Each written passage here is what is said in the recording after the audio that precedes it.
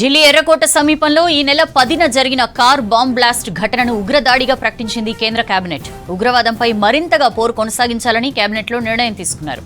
ఉగ్రవాదుల్ని చట్టం ముందు నిలబెడతామని కేంద్ర మంత్రి అశ్విని వైష్ణవ్ చెప్పారు. మరోవైపు ఢిల్లీ పేలుడు మృతులకు సెంట్రల్ కేబినెట్ సంతాపం తెలిపింది. 2 నిమిషాలు మౌనం పాటించారు. మరోవైపు ఢిల్లీలో జరిగిన సెంట్రల్ కేబినెట్ భేటీలో కీలక నిర్ణయాలు తీసుకున్నారు. ప్రధాని మోదీ అధ్యక్షతన జరిగిన కేబినెట్ భేటీలో ఎక్స్పోర్ట్ ప్రమోషన్ మిషన్ కు కేబినెట్ ఆమోదం తెలిపింది. ఎగుమతులకు 25,060 కోట్ల ప్రోత్సాహకం అందించాలని నిర్ణయించారు. ఎగుమతిదారుల కోసం క్రెడిట్ గ్యారంటీ స్కీమ్ అమలు చేయాలని నిర్ణయించారు. ఖనిజాల అన్వేషణ చట్ట సవరణ కూడా కేబినెట్ ఆమోదం తెలిపింది.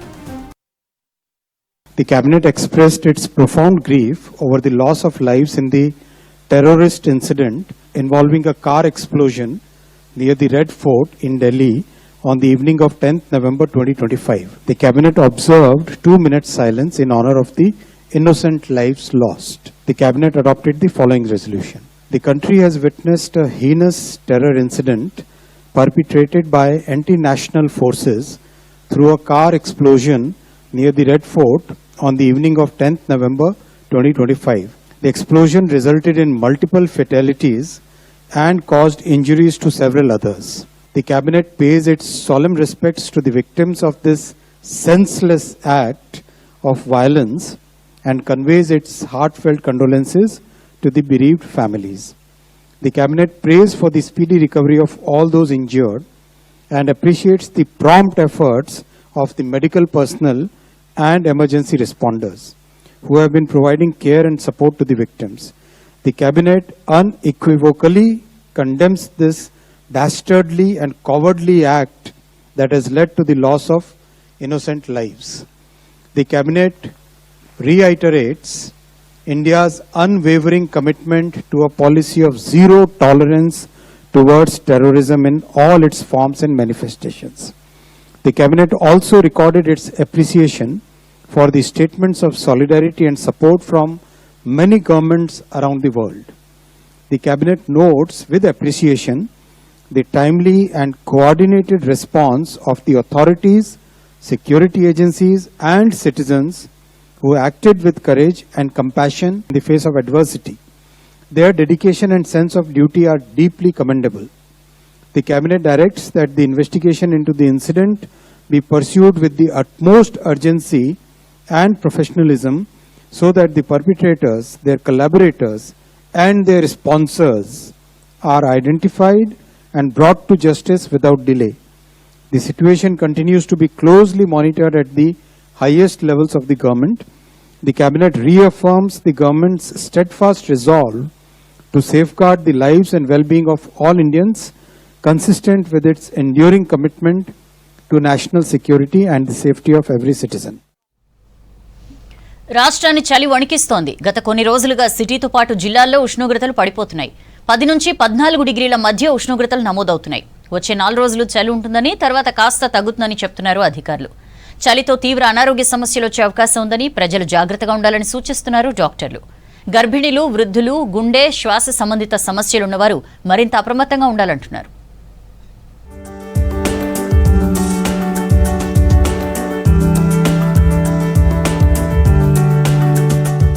రాష్ట్రంలో చలి తీవ్రత పెరిగింది. కనిష్ట ఉష్ణోగ్రతలు పడిపోతున్నాయి. ఏజెన్సీ ప్రాంతాలు చలికి గజగజ వణుకుతున్నాయి. ఉత్తర తెలంగాణలో చలి తీవ్రత ఎక్కువగా ఉంది. ప్రస్తుతం కనిష్ట ఉష్ణోగ్రతలు 10 నుంచి 14 డిగ్రీల లోపు నమోదవుతున్నాయి. హైదరాబాద్తో పాటు మిగిలిన జిల్లాలో 14 నుంచి 18 మధ్య నమోదవుతున్నాయి. రాష్ట్ర వ్యాప్తంగా 29 నుంచి 32 డిగ్రీల వరకు టెంపరేచర్లు ఉంటున్నాయి. వచ్చే 4 రోజులు ఇదే విధంగా చలి తీవ్రత ఉంటుందన్నారు ఐఎండీ అధికారులు. 3-4 వారాల్లో చలి కాస్త తగ్గొచ్చని చెప్పారు. రాగల 2-3 రోజులు ఇదే రేంజ్లో ఇంచుమించు 2 నుంచి 4 డిగ్రీలు నార్మల్ కంటా తక్కువ, అంటే మనకి 12 డిగ్రీల నుంచి 18-19 డిగ్రీల మధ్యలో రాగల 3-4 రోజుల్లో కూడా కంటిన్యూ అవకాశం ఉంది. తర్వాత మనకి కొద్దిగా గ్రాడ్యువల్ రైజ్ అనేది చూస్తున్నాము. అంటే ఇంచుమించు మళ్ళీ నార్మల్ టెంపరేచర్ లెవెల్కి చేరుకునే అవకాశం ఉంది. ముఖ్యంగా 3rd వీక్ 4th వీక్లో కొంచెం మినిమం టెంపరేచర్లు పెరిగే అవకాశం ఉంది. రాష్ట్రంలో రాత్రి తెల్లవారుజామున ఉష్ణోగ్రతలు రికార్డు స్థాయిలో పడిపోతున్నాయి. పలు జిల్లాల్లో 10 డిగ్రీల సెల్సియస్కు పడిపోయాయి. నిన్న ఏకంగా టెంపరేచర్ సింగిల్ డిజిట్కే పరిమితమైంది. రాష్ట్రంలో తొలిసారి ఆసిఫాబాద్ జిల్లా లింగాలలో 8.7 డిగ్రీల అత్యల్ప ఉష్ణోగ్రత నమోదైంది. ఇవాళ కొమరంభీం జిల్లా సిరిపూర్లో అత్యల్పంగా 10.2 డిగ్రీల కనిష్ట ఉష్ణోగ్రతలు నమోదయ్యాయి. సిటీలోని కనిష్ట టెంపరేచర్లు రికార్డవుతున్నాయి. ఇవాళ నగరంలో హెచ్సియు ఏరియాలో 13.2 డిగ్రీల టెంపరేచర్ నమోదైంది. పడిపోతున్న ఉష్ణోగ్రతలు, ఉదయం సాయంత్రం వేళల్లో వీస్తున్న చలిగాలులతో జనం ఇబ్బందులు పడుతున్నారు.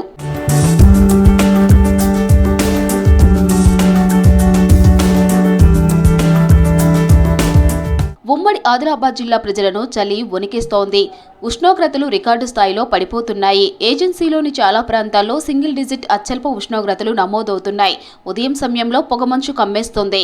ఉదయం 3 గంటల నుంచి 6 గంటల వరకు పొగమంచు కారణంగా రోడ్లు కూడా కనిపించడం లేదు.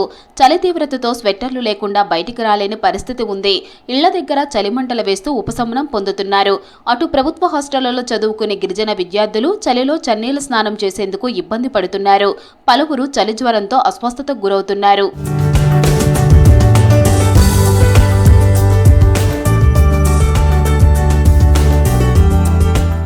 పడిపోతున్న ఉష్ణోగ్రతలతో ప్రజలు జాగ్రత్తగా ఉండాలంటున్నారు డాక్టర్లు. ముఖ్యంగా వృద్ధులు, గర్భిణీలు, ఆస్తమా, గుండె సంబంధిత సమస్యలు ఉన్నవారు మరింత జాగ్రత్తగా ఉండాలని సూచిస్తున్నారు.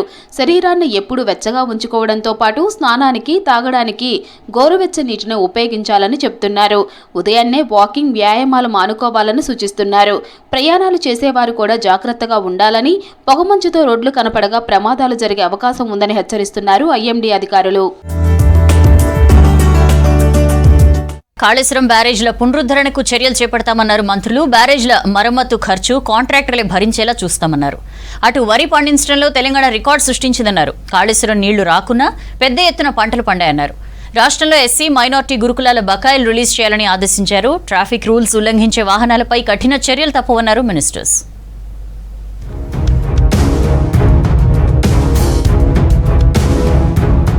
ఎస్సీ, మైనారిటీ గురుకులాలకు మిడ్ డే మీల్స్, అద్దె బకాయిలు, డైట్ ఛార్జీలను రిలీజ్ చేయాలని ఆర్థిక శాఖ అధికారులను ఆదేశించారు. డిప్యూటీ సీఎం బట్టి విక్రమార్క ప్రజాభవన్లో గురుకుల ఆర్థిక శాఖల అధికారులతో రివ్యూ చేశారు. బట్టి ఎస్సీ గురుకులాలకు 51,36,00,000, మైనారిటీ గురుకులాలకు 47,61,60,00,000 విడుదల చేయాలన్నారు. మధ్యాహ్న భోజనానికి సంబంధించి పెండింగ్లో ఉన్న 63,92,00,000 బకాయిలు రిలీజ్ చేయాలని చెప్పారు. విద్యార్థులకు నాణ్యమైన పోషక ఆహారం అందించేలా ప్రభుత్వం డైట్ ఛార్జీలు 40% పెంచిందని చెప్పారు బట్టి విక్రమార్క.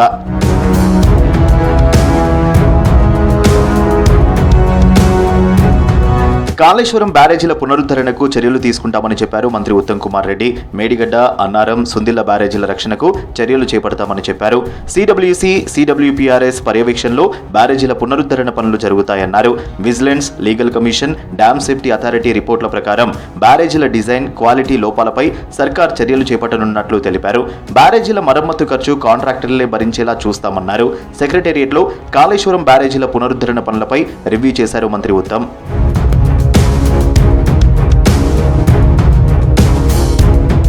వరి పండించడంలో తెలంగాణ రికార్డు సృష్టించిందన్నారు మంత్రి వివేక్ వెంకటస్వామి. కాళేశ్వరం ప్రాజెక్టు నీళ్లు లేకున్నా పెద్ద ఎత్తున పంటలు పండాయని చెప్పారు. మంచిర్యాల జిల్లా చెన్నూరు మండలం శివలింగాపూరులో సీసీఐ పత్తి కొనుగోలు కేంద్రాన్ని ప్రారంభించారు మంత్రి. అంతకుముందు మంచిర్యాల జిల్లా భీమారం మండలంలోని గొల్లబాగు ప్రాజెక్టులో చేప పిల్లలను వదిలారు మంత్రి వివేక్.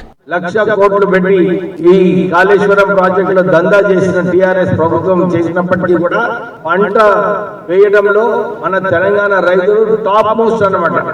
ఎవరు కూడా ఊహించలేదు. మనము తెలంగాణలో ప్యాడీ ప్రొక్యూర్మెంట్ లో తెలంగాణ రాష్ట్ర ప్రభుత్వం హైయెస్ట్ అన్నమాట. దేశంలోనే అన్ని రాష్ట్రాల కన్నా ఎక్కువ ప్రొక్యూర్మెంట్ మన తెలంగాణ రాష్ట్రమే చేసింది. మేడారం సమ్మక్క సారక శక్తి స్వరూపులన్నారు మంత్రి సీతక్క. మేడారం జాతర అభివృద్ధి విషయంలో చిల్లర రాజకీయాలు మానుకోవాలని ప్రతిపక్షాలకు సూచించారు. జాతర పనులు పూర్తి చేసేందుకు 100 రోజుల ప్రణాళిక రూపొందించినట్టు తెలిపారు. పక్కా ప్రణాళికతో అభివృద్ధి చేస్తుంటే ఓర్వలేక విమర్శలు చేస్తున్నారన్నారు మంత్రులు. జాతర డిసెంబర్ 30 వరకు జాతర పనులు అన్నీ కంప్లీట్ చేయాలి. మేమైతే 25 వరకే అని చెప్పినాము. ముఖ్యంగా గుడి నిర్మాణం అనేది ఈసారి మనం చేపట్టినాం కాబట్టి మరి మాస్టర్ ప్లాన్ కానీ గుడి ప్రాకారం కానీ గేట్స్ కానీ ఇవన్నీ ఆదివాసీ జీవన విధానం సాంప్రదాయాలు ఇవన్నీ ఉట్టిపడే విధంగా ఉండాలనే ఉద్దేశంతో ఆ వర్క్ అంతా జరుగుతుంది. కానీ కొంతమంది కావాలని ముఖ్యంగా బీఆర్ఎస్ నాయకులు వాళ్ళ మీడియా ఏదో రూపాయలు ఖర్చు పెట్టిరని వృధా చేసిరని, ఏ రూపాయి వృధా కాదు. చిల్లర రాజకీయాలు చేయొద్దు, ఏదో యూట్యూబ్లు ఉన్నాయని లేదా సోషల్ మీడియా ఉన్నదని పెట్టొద్దు. మేడారం ఆలయ పునర్నిర్మాణ పనులు త్వరగా పూర్తి చేయాలన్నారు మంత్రి పొంగులేటి శ్రీనివాసరెడ్డి. ఆలయాలకు పూర్వ వైభవం తెచ్చేందుకు సర్కార్ కృషి చేస్తోందని చెప్పారు. ములుగు జిల్లా మేడారంలో మంత్రులు సీతక్క, అడ్లూరి లక్ష్మణ్తో కలిసి పర్యటించారు పొంగులేటి శ్రీనివాసరెడ్డి. పర్ఫెక్ట్గా భవిష్యత్తులో ఒక 200 సంవత్సరాలకు సరిపోయి అన్ని వసతులు ఇప్పుడు కోట్లాది మంది సుమారు ఈ జాతర జరిగేటప్పుడు ఇక్కడికి 2.5 నుంచి 3 కోట్ల మంది వస్తుంటారు. భవిష్యత్తులో ఇది 10 కోట్ల మంది వచ్చినా కూడా భక్తులకి ఎక్కడా అసౌకర్యం కలగకుండా ఉండే విధంగా ప్రణాళికని సిద్ధం చేసుకునే కార్యక్రమాన్ని కూడా ఈ మాస్టర్ ప్లాన్లో ముఖ్యమంత్రి గారి సూచనలను కూడా ఏదన్నా వారు ఇచ్చిన సూచనలు కూడా దీంట్లో ఇన్కార్పొరేట్ చేసి ఫైనల్గా మాస్టర్ ప్లాన్ ప్రణాళికను కూడా రిలీజ్ చేస్తాం. మత్స్యకారుల అభివృద్ధి లక్ష్యంగా సర్కారు పనిచేస్తుందన్నారు మంత్రి జూపల్లి కృష్ణారావు. 100% సబ్సిడీతో చేప పిల్లల పంపిణీ చేపట్టామన్నారు. నాగర్ కర్నూలు జిల్లా సోమశిల, శ్రీశైలం బ్యాక్ వాటర్ కృష్ణా నదిలో 1,00,000 చేప పిల్లలను వదిలారు. జిల్లాలో 2,50,00,000 సబ్సిడీ చేప పిల్లల పంపిణీ చేపట్టామన్నారు జూపల్లి కృష్ణారావు. వదిలిన చేప పిల్లలు పెద్దగా కావాలి, పెద్దగా అయ్యేంత వరకు ఓపిక పట్టాలి. మనం ఏం చేస్తామంటే అల్వి వలలను వేసి ఆ చిన్న పిల్లలు కూడా పట్టేస్తాం. అంటే బంగారు బాతుకుంటూ వ్యవహారం. ఈ యొక్క అల్వి వలలు వేసేదాన్ని బంద్ చేయించడానికి సీరియస్గా ప్రయత్నం చేసే కార్యక్రమం చేస్తాం. దాని ద్వారా ఈ చిన్నపిల్లలు పట్టకుండా ఉంటే వేస్తే వాళ్లకు ఆదాయం పెరుగుతుంది. పెద్ద సైజు చేపలు దొరుకుతాయి, మా అంటే 4-5 మాసాలు. సో కాబట్టి దీనిపైన కూడా శ్రద్ధ తీసుకునే కార్యక్రమం చేయడం జరుగుతుంది. రోడ్డు ప్రమాదాల నియంత్రణకు ట్రాఫిక్ ఉల్లంఘించే వాహనాలపై కఠిన చర్యలు తీసుకునేలా చర్యలు తీసుకుంటున్నట్లు చెప్పారు మంత్రి పొన్నం ప్రభాకర్. రవాణా శాఖ అధికారులతో రివ్యూ చేశారు.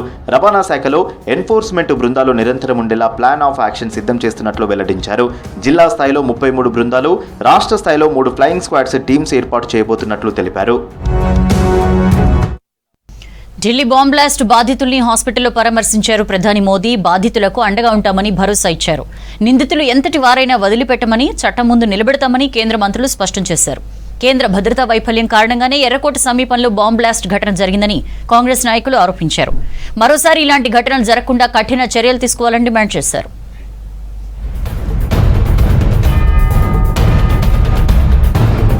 ఢిల్లీలోని ఎర్రకోట సమీపంలో జరిగిన బాంబ్ బ్లాస్ట్ బాధితులను పరామర్శించారు ప్రధాని నరేంద్ర మోదీ. భూటాన్ పర్యటన ముగించుకొని భారత్కు చేరుకున్న వెంటనే నేరుగా ఢిల్లీలోని ఎల్ఎన్జేపీ హాస్పిటల్కు వెళ్లారు మోదీ. కారు పేలుల్లో గాయపడిన వారితో మాట్లాడారు. బాధితుల ఆరోగ్య పరిస్థితిని డాక్టర్లను అడిగి తెలుసుకున్నారు. ప్రమాదం జరిగిన సమయంలో ఏం జరిగింది అనే విషయాలను బాధితుల నుంచి తెలుసుకున్నారు. గాయపడిన వారి పరిస్థితిని అక్కడి డాక్టర్లు ప్రధానికి వివరించారు. బాధిత కుటుంబాలకు అండగా ఉంటామని ప్రధాని హామీ ఇచ్చారు. బాంబు దాడి కుట్రదారులను ఎట్టి పరిస్థితుల్లోనూ వదిలిపెట్టబోమని హెచ్చరించారు ప్రధాని.